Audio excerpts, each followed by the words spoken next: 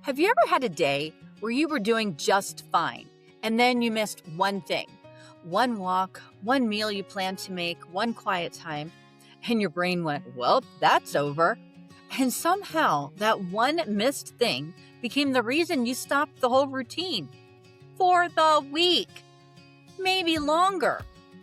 If that pattern sounds familiar, you are dealing with something very specific.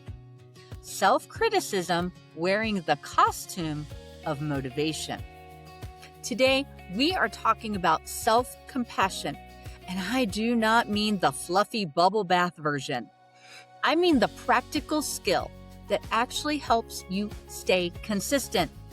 This episode is hands-on. You will walk away with a few tools you can use the next time you slip, forget, or fall off your routine, so you stop turning a speed bump into a full exit ramp. Now, this is educational and supportive content, not a substitute for professional counseling. Psalm 103, 13-14 says, "As a father has compassion on his children, so the Lord has compassion on those who fear him. For he knows how we are formed. He remembers that we are dust." I love that. God is not surprised that you are human. He remembers you are dust, meaning limited, still being shaped, still in process. And if the creator of the universe factors in your humanity, maybe you could too. So, what is self-compassion really? It is responding to yourself the way God responds to you, truthful and kind at the same time. Dr. Kristen Neff, one of the leading researchers in this area, describes it with 3 parts: self-kindness, common humanity, recognizing that everyone struggles, and mindfulness, which just means seeing what is real without piling on a bunch of extra shame. And here is the part that matters most for consistency. Self-criticism tends to drain your ability to follow through. Self-compassion tends to fuel it. I know, that sounds backwards. So let me show you the research. In 2012, researchers Juliana Biernes and Serena Chen at the University of California, Berkeley published a series of 4 experiments in Personality and Social Psychology Bulletin. They found that when people responded to a personal failure with self-compassion instead of self-esteem boosting or no intervention, they showed greater motivation to improve. In one experiment, participants who practiced self-compassion after failing a test actually spent more time studying for the next one. In another, they reported stronger motivation to change a personal weakness. The researchers concluded, and I am quoting here, that taking an accepting approach to personal failure may make people more motivated to improve themselves. So the very thing you worry will make you soft or complacent? Research suggests it may actually help you bounce back faster. And a large meta-analysis of 56 randomized controlled trials published in Mindfulness in 2023 found that self-compassion interventions produced small to medium reductions in depression, anxiety, and stress. The authors also noted that many of the trials had high overall risk of bias, so we hold that finding with appropriate care. Still, the direction of the evidence is consistent and encouraging. Now, let me name what is happening when you mess up and it feels like everything is ruined. Psychologists call it all or nothing thinking. I think you've probably heard that before. Also known as black and white thinking. It is a common cognitive pattern where something is either perfect or pointless, with zero middle ground. We could even call it a light switch brain. And it has 3 settings. Well, actually, it only thinks it has 2. Setting 1 on. I have done everything perfectly today. I am unstoppable. Setting 2 off. I missed one day. It is all ruined. What is even the point? There's no dimmer. There was no halfway. The light is either blazing or the whole room goes dark.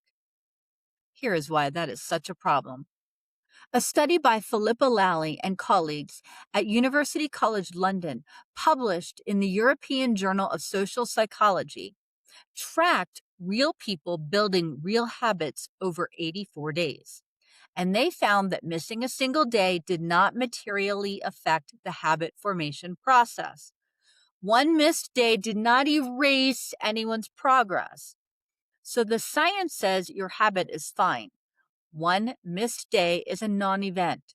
And yet the light switch brain insists the whole thing is over, which means the threat to your consistency is rarely the missed day. The real threat is the story you tell yourself about the missed day.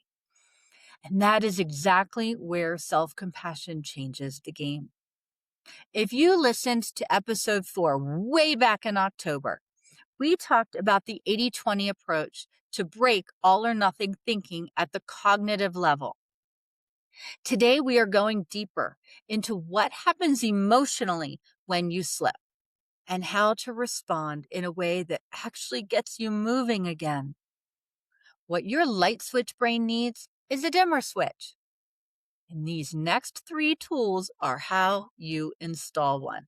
And I chose these specifically because they are not the standard advice you have already heard a dozen times. Tool number 1, track your return rate, not your streak. Streaks feel inspiring right up until they become a fragile identity. You know what I mean. Day 14, day 15, day 16, miss day 17, and suddenly the whole thing feels meaningless. Instead, measure this. How fast did I come back? Consistency is not proven by never slipping. Consistency is proven by returning. So the win becomes how quickly did I get back to one small next step? If you returned in a day, that is excellent consistency, even if the streak counter says 0. What if you started celebrating the return instead of mourning the break?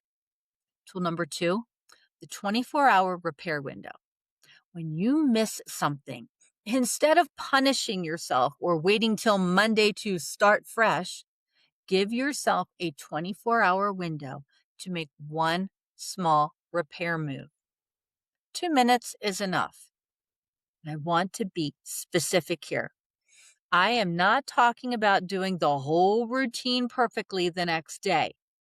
I am talking about one physical action that tells your brain, we are still in this. Move your yoga mat from the closet to the floor where you will see it. Set an alarm on your phone labeled 1 glass of water before coffee. Text a friend, hold me to my walk tomorrow. Tape a verse to your bathroom mirror tonight. The point is re-entry, not a lecture. One small action that puts you back in motion. Tool number 3, the redirect script. In episode 48, we talked about filtering your thoughts, asking whether a thought is true, helpful, or just noise. Today, I want to give you something slightly different, a script for what to say to yourself after you may have already slipped. Most of us default to one of 2 places. We go vague and soft, it's fine, don't worry about it, which feels nice and then fades by morning. Or we go specific and harsh. I cannot believe I missed my walk again. I never followed through, which is detailed and completely demoralizing. The redirect script has 3 parts, and you do need all 3. Acknowledge. That was a full day. Identify. I missed my walk. Redirect. Tomorrow, alarm set for a walk before I check my email. Acknowledge without identify stays foggy. Identify without acknowledge turns brutal. And without the redirect, you are just sitting in the mess with no way forward. You need all 3. Here's what this looks like in real life. It's bedtime. You realize you forgot your walk. Old response, unbelievable. I never follow through on anything. New response, that was a packed day. I missed my walk. Tomorrow I am setting my alarm and I'm going before I check my phone. That is self-compassion with direction. It is warm and it moves you forward. Your next best step today, pick the one tool that fits where you are right now. If you're a data person, start tracking your return rate instead of your streak. If you slipped recently and need to get back in motion, use the 24-hour repair window. One small action, 2 minutes is enough. And if you're not sure where to start, here is the simplest one. The next time you hear that harsh voice, replace whatever it says with, "This is hard, I am learning." That is it. One sentence. And say it like you would say it to someone you love. If you have been stuck in the stop-start cycle, here is what I want you to hear today.